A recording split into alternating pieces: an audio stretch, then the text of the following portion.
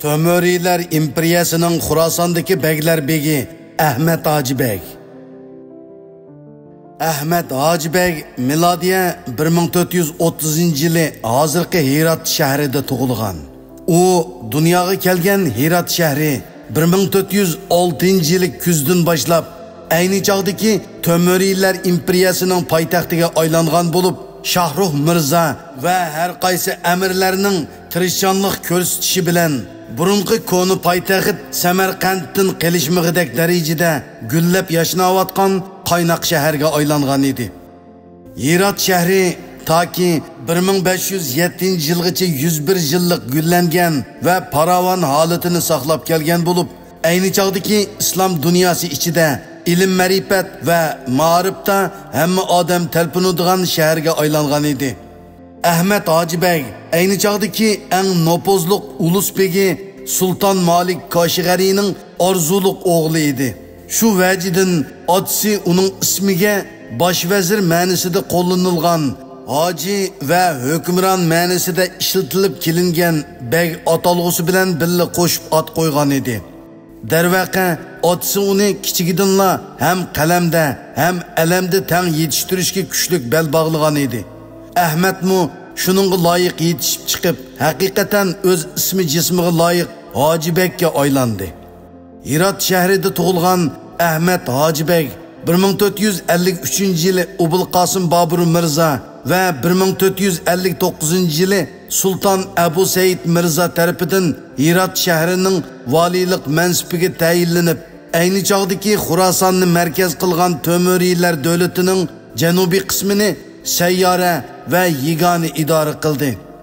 Shunda qilib Tömöriylarning Hirat va Samarqandni markaz qilib, shimol-janub ikki bo'lakka bo'linib ketish xavfi to'liq yo'q qilindi. 10 yildan keyin, ya'ni 1464 yili Sultan Ebu Said Mirza g'arbdagi oqqo'ychilar va boshqa o'ziga qarshi chiqayotgan turkiy qavmlarni bo'ysundirish uchun Samarqanddagi xonlik taxtini Hiratga yo'tkab, Hirat shahrini cho'ng urushlar mezgilidagi poytaxt qildi. Bu chaqda Arqisabning bexatarligiga to'liq kapolatlik qilish uchun Ahmet Hacı Beg'ni Samarqand valisi qilib tayinladi. Ahmet Hacı Beg Samarqandga bosh vali bo'lgan yili uning eng qadinas ustozi G'iyosiddin Baxshining o'g'li Alisher Navoiy Samarqandga kelib uning himoyasiga kirgan. Sultan Ebu Said Mirza vafot bo'lgan chaqda Tömöriylar imperiyasini qo'lida tutib tura oladigan va hamma xonzoda Mirzalar e'tirof qiladigan kuchli kerak xon nomzodi bo'lmag'ashqa saltanatning parchalanishi muqarrar yuzlanish bo'lib qolgan.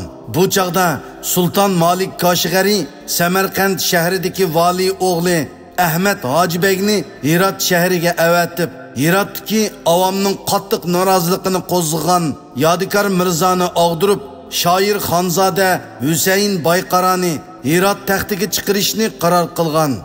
Sultan Malik va o'g'li Ahmet Hacı Beg'ning to'liq qo'llashiga erishgan Husayn Bayqara Mir Alisher Navoiyning dana taktikasi bilan ozroqmi qon to'kmay Yodikor Mirzoni tirik qo'lga tushirib 1470 yili Hiratda taxtga chiqqan.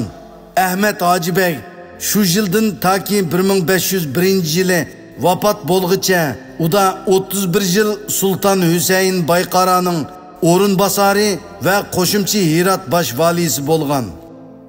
Ahmet Hacı Beg Sultan Husayn Bayqaraning noibi sifatida saltanat surgan yildan boshlabla g'arb tarafda hadab Xurosonga qarab kengayotgan oqqo'ychilar sardori Uzun Hasanga qarshi Eronga bir necha qitim yurish qildi. 1474 yili Uzun Hasan Ahmet Hacı Beg'ning qaqshatquch zarbasiga uchrab qattiq mag'lub bo'lgan. Ahmet Hacı Beg kun pitishdagi eng xatarlik ashaddiy raqibidan to'liq xalos bo'lgandan keyin ilgari oqqo'ychilar tortib olgan nurg'un joylarni qaytarib olgan. Ozarbayjon, G'arbiy Iron va Diyarbakırdagi g'olliq turkiy qabilalarmi qaytadan Hiratni markaz qilgan Tömöriylarga bayat qilishgan. Oqqo'ychilar bilan bo'lgan urushlar oxirlashgandan keyin Ahmet Hacı Beg Sultan Husayn Bayqara ve Alisher Navoiyning yordamida Hiratda misli ko'rilmagan milliy va ilmiy gullanishni maydonga keltirgan. U har qaysi joylardan yaramliq va istidodli kishilarni yig'ib kelib, Oltin Ordu xonligi, Sharqiy Chag'atay xonligi va Osmoniylarga nurg'un ordu arkonlarini va davlat arboblarini tarbiyalab bergan. Qadimgi Uyg'ur yeziqi shu davrlarda Temuriylar imperiyasining shundaqla butun turkiy tilli xalqlarning o'rtaq adabiy va milliy yeziqiga aylangan edi. 1502-yildagi Aqsi urushida Temuriylar sulolasi Dashti Qipchoq o'zbeklarining qattiq hujumida mag'lub bo'lgandan keyin Ahmad Hojibek va Alisher Navoiylar 1501-yili kayni-kaynidan qazo qilib ketdi.